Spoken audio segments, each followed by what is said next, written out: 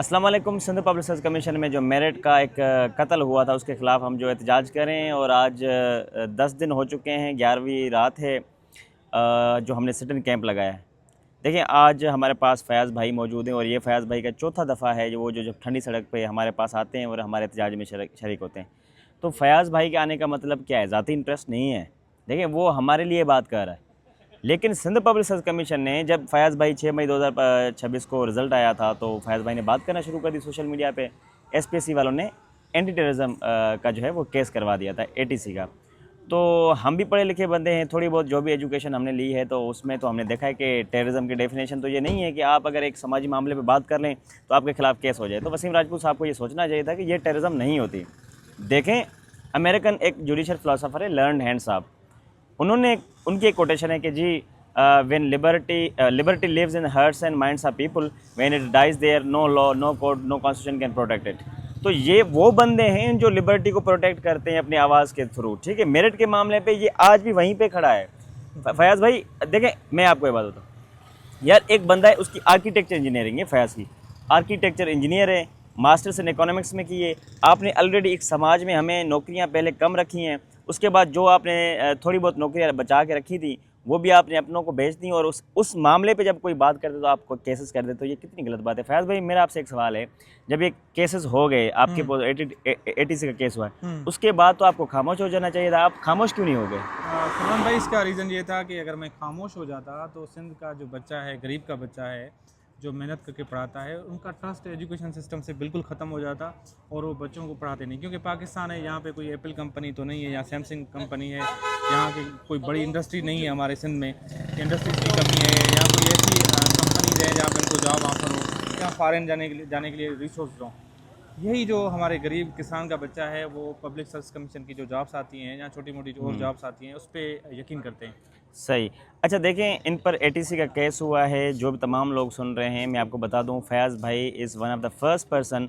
एक फ़याज़ भाई हैं, एक हमारे अमेरिका में बैठे हैं इम्तियाज़ चांडियो साईं, उन्होंने बात की तो उन दोनों पे एटीसी का केस हो गया। तो ये गलत बात है। देखिए ऐसा नहीं होना चाहिए। This is against the spirit of justice, this is against the spirit of democracy. आप करते क्या हैं?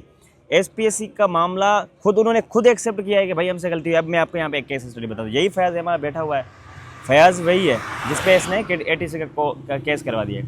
साल 2024 था, 2024, हाँ 2024 में एक एसएसटी का पेपर लीक हुआ इनका।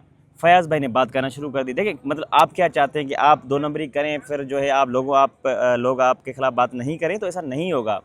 पब्लिक हमेशा बात करती रहेगी। तो फ़याज़ ने बात की कि भाई एसएसटी का पेपर लीक हुआ है, फ़याज़ के ऊपर एक प्रेस रिलीज़ निकल गई, फ़याज़ के खिलाफ एसपीएससी वालों ने कहा कि जी ये लोगों को इंस्टिगेट करता है और ऐसी कोई बात नहीं। फिर आगे जाके उसी सिंध पब्लिक सर्विस कमीशन ने ये चीज़ दोबारा टेस्ट लिया और उसके उन्होंने एक ये चीज़ फाइंड की कि हाँ जी पेपर लीक हुआ था। फिर मेरे ख्याल में गालबन कोई किसी छोटे स्टाफ को उन्होंने पनिश भी किया था। तो आप चीज़ खुद मानते हैं कि गलत हुआ है, लेकिन जब आपको कोई और बोलता है कि जी आपने गलत किया है तो आप एटीसी के केस करवा देते हैं।